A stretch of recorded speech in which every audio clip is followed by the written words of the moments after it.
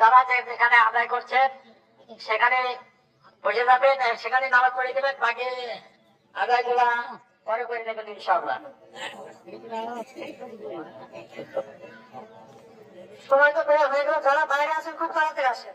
বসেন বসেন বসেন, আর দুটো কথা আছে, থানা থেকে যেগুলো বলেছে সে কথাগুলো বলছি। বসেন, 1-2 মিনিট বসেন।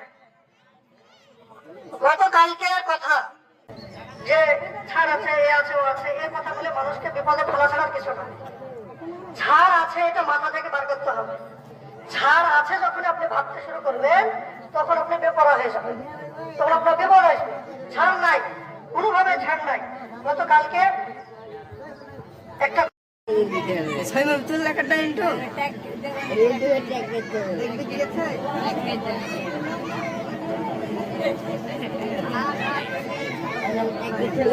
বাসায় বাচ্চা ছিল না, আমাদের বাসায় ভাষা নামাজ পড়ছি, কিছু আসেনি, জায়গা পাইনি, ভিতরে মেলা লেগেছিল,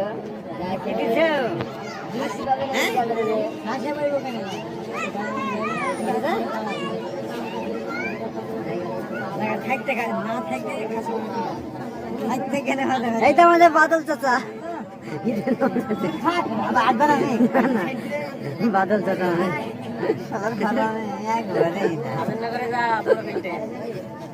ফাজিলনগরে যাও, ফাজিলনগর যাবো, থেকে বেড়ে